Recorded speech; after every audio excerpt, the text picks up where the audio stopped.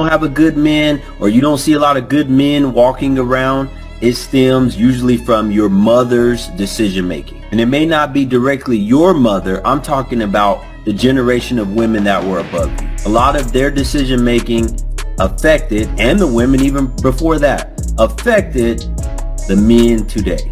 Men have to train boys to be men.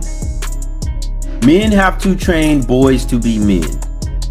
Husbands train men or boys to be husbands. That's how that works. Just like you as a woman, in order to learn how to be a woman, you start off as what? A girl. But to learn how to become a woman, you have to be trained by a woman. To learn how to become a wife, a good wife has to train you. Fathers can definitely have an impact on their son's character. As a father is often one of the first male role models in a child's life, their behavior and attitudes can influence the child's own attitudes and behaviors. A father's influence on his son can range from teaching values and moral principles, to instilling habits and interests, to providing emotional support and guidance. Modern feminism is just getting out of hand, and it's become grossly out of control. Men can no longer exist according to their ideology. Their existence and the fact that they even breathe is just bothering so many females on the internet. It's absolutely wild. Let me just remind you before I start this video that not that long ago, less than a year ago, we had so many women out there celebrating at the fact that Kevin Samuels passed away. And the reason I bring him up is because, they were crying tears of joy that he died. But ironically, he's the one that started this whole, come on my show with a fresh face and we'll rate you and, we'll talk about relationships or whatever. But why don't we talk about the fact that women tend to use a lot of filters and makeup? So it's not always what you see is what you get. But let's take a look. Pisses me off so bad is that the ratio of attractive women to attractive men is off. Like, if I wanted to go find an attractive woman on Instagram right fucking now, I could do it in 2 seconds. If I wanted to go find an attractive man on Instagram, I have to put on my CIA cap, my FBI badge to find that dude, to find any man, because they don't make making pages. Dudes don't even post for real. What's the issue? Take all the makeup off your face and post your face right after you get out the shower. That is how men have to walk around looking. I've made videos like this before, but I don't think y'all understand that most women, especially most attractive women, put on costumes before they leave the house. The hair in your head is not yours. If a man has bad skin, he just has to wear bad skin. He doesn't get to cover it up with a different color of foundation. Women contour their face to try and change the appearance of their bone structure. Literally what makes you attractive or not. What your parents gave you, you camouflage that. Y'all change the color of your lips. Y'all wear waist shapers and slap 3 filters on after all of that and call yourself pretty. That's why you can go find so many beautiful women on the internet. There are just as many attractive men as there are attractive women. It's just that average women appear attractive. Attractiveness is a complex and multifaceted concept that encompasses a range of physical, emotional, and behavioral traits. There is no objective standard for what makes someone attractive, and it can vary widely across individuals and cultures. Beauty is in the eye of the beholder, and what one person finds attractive, another may not. It is important to recognize and celebrate diversity in physical appearance and not to make blanket statements that generalize about a group of people. Really want to know when you lost him? When you failed to realize all he needed was appreciation instead of another long list of requests. And when you failed to realize that all he needed was one compliment back for the endless ones he gave to you. This is when you lost a good man. Some women may feel sadness, heartbreak, or loneliness, while others may feel relief or a sense of newfound freedom. Additionally, the circumstances surrounding the loss of the man, such as the reason for the breakup or whether it was a mutual decision, can also impact how a woman may feel. Ultimately, it is important to acknowledge and respect the diversity of emotions that can come with losing a romantic relationship. We're going to go over the many reasons why women of a certain age and level of success have a harder time than younger women finding compatible partners in dating. It's not surprising that attractive older women have a hard time meeting eligible young men. Most high-net-worth women, in my experience, choose a partner who is either on par with or surpasses them in terms of prestige and wealth. Since hypergamy is still common, these women have a hard time finding a suitable partner who they believe is beneath them.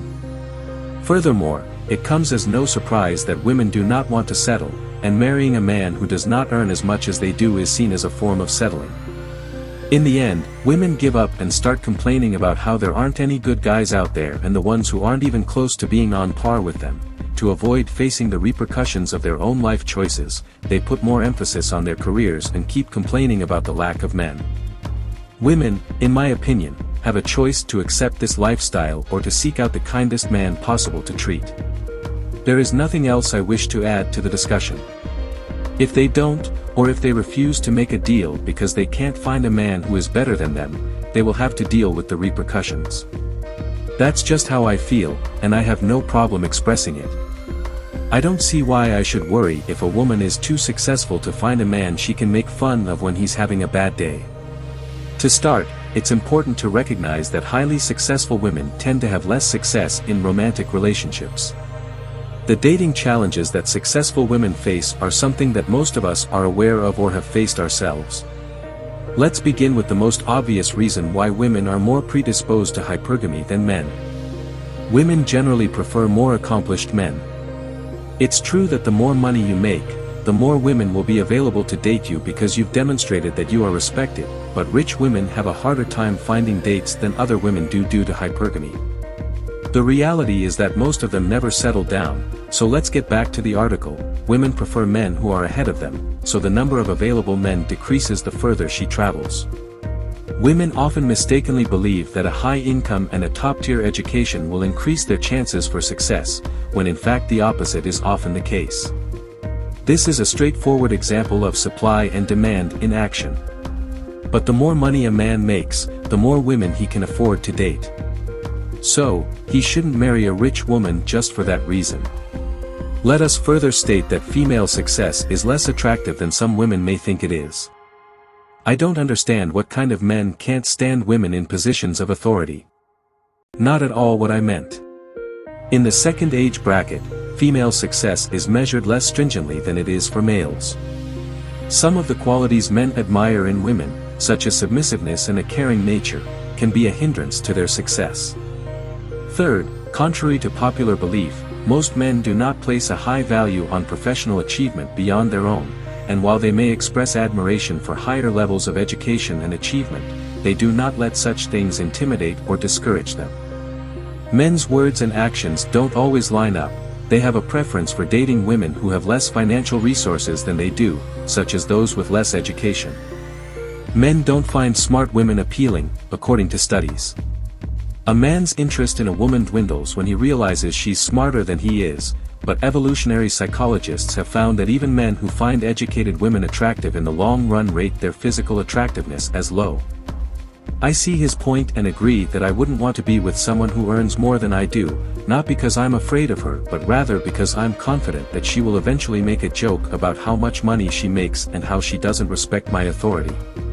If I'm going to be treated as though I don't matter, and if this arrangement is something that only a man who doesn't respect himself would agree to, why would I do it? I'd like to date a lower income woman because I think I'd be treated better than if we were equals in terms of income, and because it might give me a sense of pride to be the breadwinner and the master of my own domain. And you shouldn't make this an issue because those women will try to downplay your success even though they have no chance of catching up to you unless you get a divorce. Even though times and societies have changed, most people still don't think it's acceptable for women to earn more, as statistics show men prefer women with lower incomes. Men typically marry those whose income is lower than their own, while women typically marry those whose income is higher.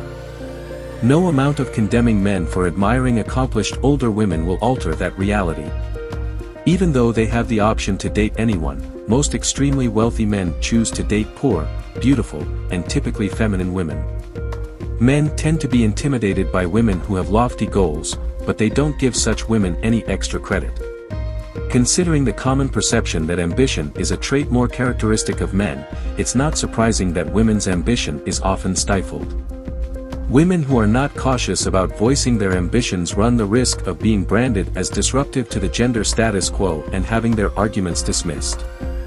For fear of power struggles and less caring interactions, some alpha males avoid dating alpha females.